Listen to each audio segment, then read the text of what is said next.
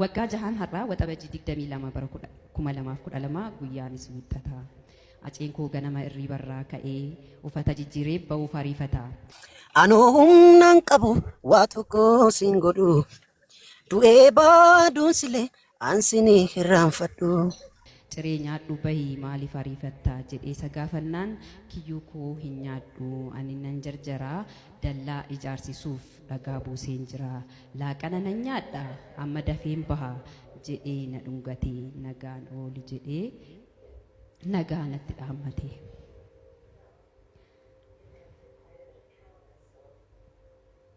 Manatti hin deebine gantuu fi yartuun karaatti hambifatte. Guyyaan torban ta'ee torban ji'a ta'ee jiini waggaa ta'ee waggaan jaha guutuu asumeef as dhihoo si nyaatte adda baasuu dhabee. Acee koo akkamitti obsitee ijoollee kee ija keessa laaltee hin quufne natti gattee deemtee jedhee sin gaafadhu ati hin obsitu garaan sin danda'u nu gattee deemuu miti dhiheerree ingiduu bira bulii yeroon sin jedhu akkatti naan loltu. Si ukkaamsan malee ati toleen jettu didaa koo abbaa dhugaa abbaa xiiqii si yaadee sin barbaadee bahee galuu sagalee keen dhabee akka baateetti haftaa jedhee amanuun dadhabee gaaffii wabii milkii deebisuun wallaalee. Akkam jirtas jennee dhufnee sin gaafannu kanaaf yaa goota koo goota gameessa koo. Biyyoon sittaa salphattu maal jenna ree jabeessa koo. Geerartuu gaafa barkumee ishee maayikiidhan.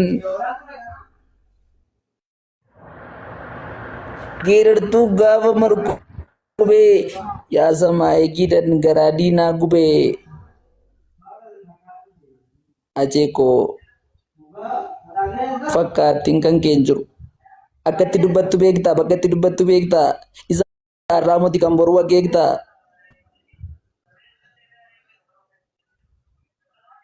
maqaadhaaf bakka hin qabdu garaaf duyyaa zaree ajjeesee mirgaan galu Taaddasaa Birruurraan baree reeffa laattii nyaachisuu badoo Dilgaasaarraan baree waltajjii irraa geeraruu Alii Birraarraan baree jettee dhaamtee laata moo lakkii yaa saba koo. Lakkii yaa qomoo koo mee waliin nyaatinaa walii galaa alaa galaa walii tolaa diinoof lolaa tokkummaa waliin tokko ta'a diinoof irraa qolaa walii galtee dhabdanii nu miitan gidduutti mucaa taphateen quufne calaastan kichuutti acee koo anaa calaasu.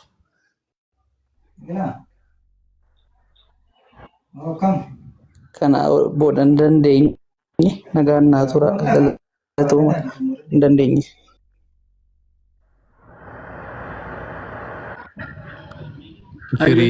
Firii guddaa galatoomii gootatu olmaa gootaa yaadata ulfaadhu haadhoo koo kan akka keetii kanafaa yoo qabnu kanafaa gaafa agarru haaceen hin duune jenna haaceen irras hin duune figadee dhaloonni isaa daraaree dhufaa jira. Dhaloota daraaree dhufaa jiru kan ammoo qabachuu kunuunsifachuu nu barbaachisaa jechuudha. Inni biraa immoo warroonni emoojii boochaa gallakkistan kun inni dhiisaa maaloo afaan tokko dubbannaa dhiisaa inni barbaachisa. Guys, hundi keessan TikTokiin nu guraani. Miira keessaa baadha. Har'a boofu taane firaa yeroo takka. Har'a boofu fotoon taane haaca yaadachuudha. Goota immoo akkaataa barbaadamuun yaadatama waan ta'eef boo'ichaanii miti. Isinii galee miti. Isinis miira yaa'u dubbiin tokko tokko miira kan nama tuqan hin jirani isa obsaan dhaggeeffadhaadha. Miikidhaa carraa tokko kenninee fi warra itti aanutis deemnaa jechuudha. Miiki itti fufi. Olmaan kee tulfaatee kanaaf naa ooltee rakkinaaf gadadoo. Kan afaan argitee anoo humnaan qabu waa tokko siin godhu du'ee baaduun silee ansinii hirraanfadhu anoo humnaan qabu waa tokko sin godhu du'ee baaduun silee ansini hirraanfadhu hundaa dandeessuu koo yaa bara fakkaattu narra gaasiif baha kan akka kee hin jirtu rabbaanaa fi si uume hunda kee tottolchee keessa kee fi bifa kee wal qixa bareechee jireenyi koo marri jireenyi dacheerra si malee naan ta'u waa hundi waa mara anoo humnaan qabu waa tokko sin godhu du'ee baduun silee ansini hirraanfadhu durattuu yoom sirrii turte dagalee otoon si kadhu ennaa deemtu yoom fakkaata gabbitee akka deebitu nan beeka otoo hin beekin akka deemte na darbite garuu maal godhu garaan koo dhufama kee yoom furate achis badiin qabdu anis qulqulluudha koo waliin jiraanna namna kamiit of dhokatee miira isaa sobee jiraata dhugaa simachuu dadhabee of miidhee jiruuf filata jaalalaan nu jidduu jira obsobuun nu baasu beeki deebi'i ani sineegaa nu waliif nu uume rabbii kanan beeke atu isa jirta jaalala na yaadiin halaala teesse dafii kootu yoo dandeesse anis nan gaabbe deebisee keessa koo na dirqisiise anis nan gaabbe deebisee dhugaatu na dirqisiise ormi biyyaa bahe biyya ormaa taafu yaa rabbi maaf nu gootee ooda gahee jedhii mee nu baasi hooda yaa rabbi maaf nu gootee ooda gahee jedhii mee nu baasi hooda borna darba jette lammii koo gaafa biyya baatu jiruun abjuu taate saba koof rakkoon lakkuu taate qilleensi biyya ormaa maa kophaa si raasa murteessi murtee kee haja rabbii baasa ol ilaallaan samiidha samiin ni fagaata gadi ilaallaan dacheedha dacheen ni jabaata dachee biyya ormaa isheen dhiyoo jirtu gara jabeettidha malaa namaan himtu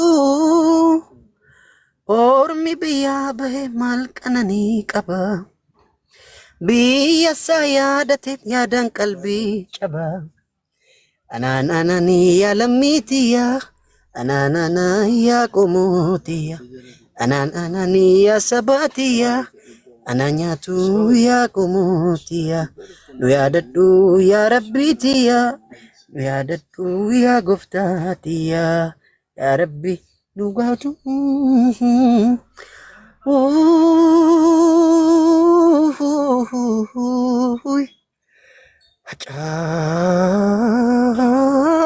Hacaalu galatooma.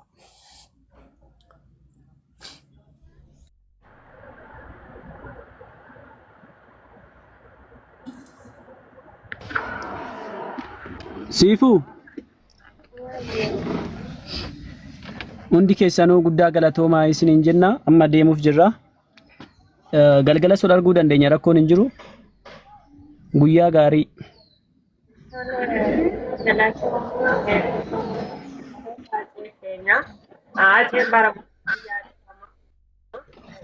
keessa jira isatu kooliin jira du'e malee seenaa isaan keessa jira hedduu galatoomaa iddumseen galateeffadha warroonni tokko tokko moo nama rabbashtanii nuti warri udduu arabaa yaada teennee mana namaatti bira distii dhaabaa ruuzii affeellaa jiru waa'ee gootaa hin beeknu namni seenaa namaa dhagatu nama abbaa malee dhalate nama godaan irratti dhalateedha malee namni namummaa isaatiin dhalate goon eenyu fakkate namni beeku gosa adda addaallee hin darbatu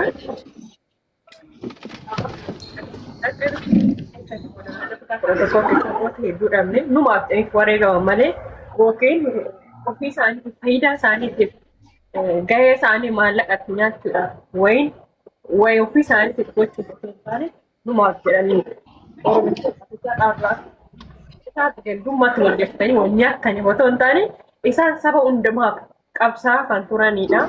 Galatoomaa qalama hedduu narraa qabda dhufaa waaqayyo ulfaadha dhalatanii jedha hunduma keessanii heddifama. Umurii dheeraadha.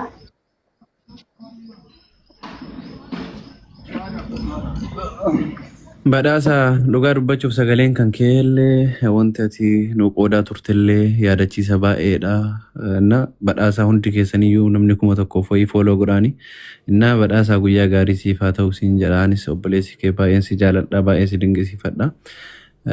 Oromtitti sagalee maannoo walaloo qaba jettee ol galtee miyuutii kaafadhume. Na ossi harkise. Kam nagee jirtu? Nagaya walaloo qabdaa? Yaa. Ish itti fufi. Hayyus. Haati. Barsiisaa seenaa sirrii diigaa seenaa har'annee geeraraa gaafa xiiqii dhiira gaafa barkumee jeneraala tokkummaa Pirofeesara Haqaa Haacaaluu hunda caalaa tokkicha akka maqaa kan lafa irraa ajjeefnaan seenaan lafaa lallabee goota onnee uummataa keessaa du'uu dadhabee goota gaafa xiiqii jabaa gaafa diddaa hayyuu sammuun qaraa ka onneen ibiddaa qaroo ilma Oromoo kan uummata uumaa kuulamaa qaroo ilma Oromoo.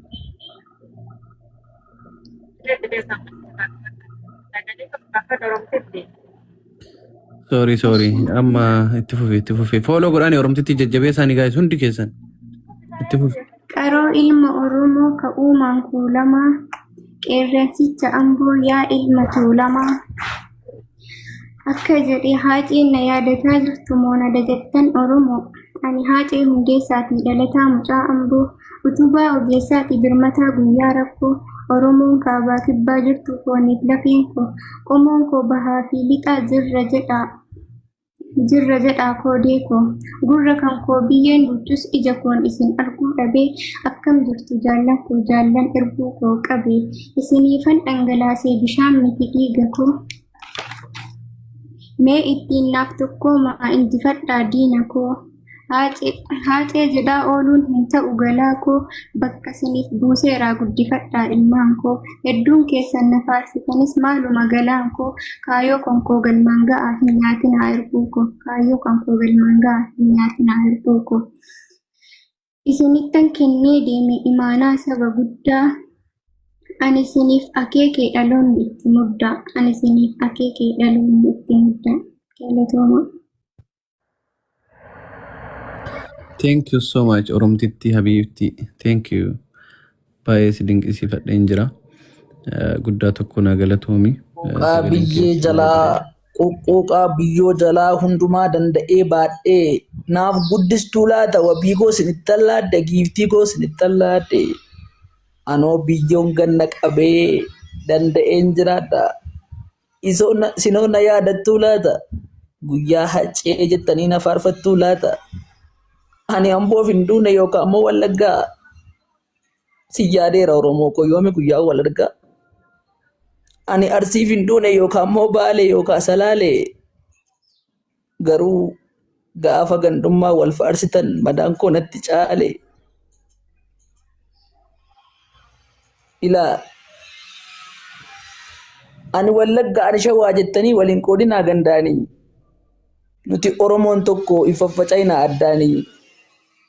Isin Oromoon tokko hin faffaca'inaa addaanii tokkummaa jedheen siniif sirbee deeme. Kanaaf yaa Oromoo gandaa fi kutaadhaan waliif faffooyinaa anoo silaa darbee meenaaf hin boo'inaa. Lubbuun koo yoo darbes seenaan koo baraan jiraata garuu Oromoon an iyyaa tureef Oromoon ani wareegameef tokkoomuu dhabuunsaa garaa koo na nyaata jedhee dhaame haceen ol jedhee nu laalee har'a wal qoqqoonnaa baalee immoo salaalee lafeen itti cabee dhiigni itti dhangalee isin waraanu jedhee isin abaaru waaqni uumaa Oromoo isin tokkoomsu gubatee isin laalu nuun jedhee nuuf dhaame laata haceen nuun mundeessaa inni seenaan banne kaawwate nu keessa hacee koo yaa hacee koo yaa hacee goota hin qabne fakkaatti geeraraa gaafa baarkumee jabdu akka gaaraa waa'ee kee gaafa hin yaadadhu keessa koo na guba hunda koo na aara hacee koo haddetti baate fakkaattuu agarii tulluu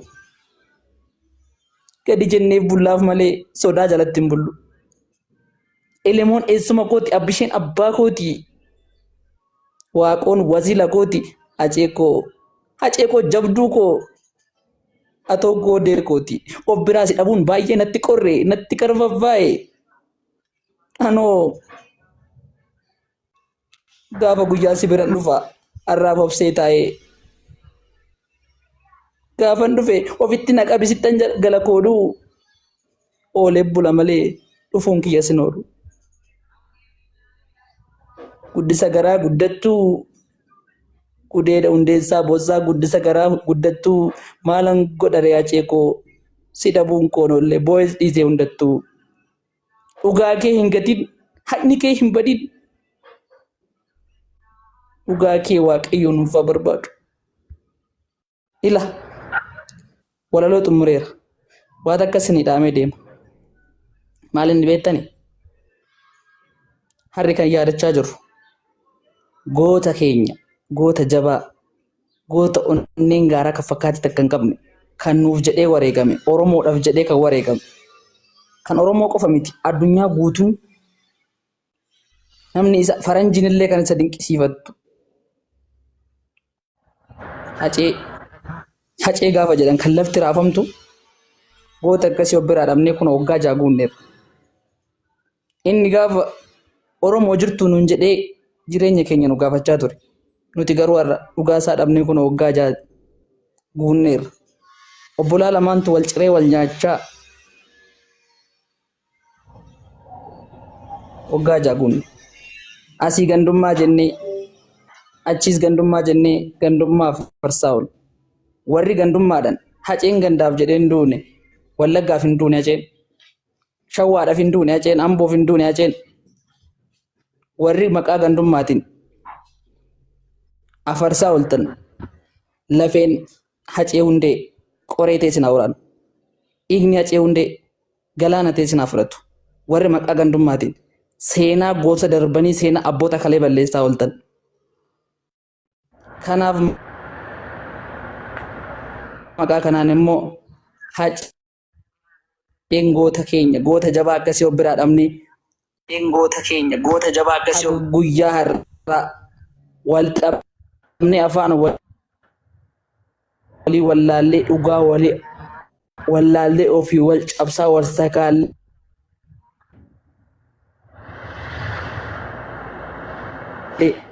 har'a ga'uun keenya iyyuu caba guddaadha. Kanaaf yaa Oromoo haceedhaan boo'inaa. Haceen jira. Haceen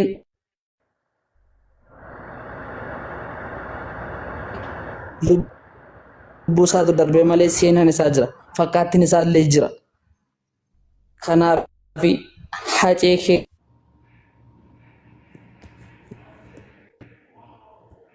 keenya biyyoon sittaa salphattuu ayyaantummaan kee dhaloota haa biqilchuu lafeen kee dhaloota haa biqilchuu dhiigni ani gama akka waan tokko haceedhaan hin jenneetti yaada. Walaloon isaa barreessu nan qubsu addaan kutee ba'e. Maaliif jennaan nama eenyu hin jiru. Haceen nuuf boo'icha osoo hin taane nuuf nama boo'ichaa osoo hin taane nuuf nama boonichaati kan ittiin boonnudha haceen.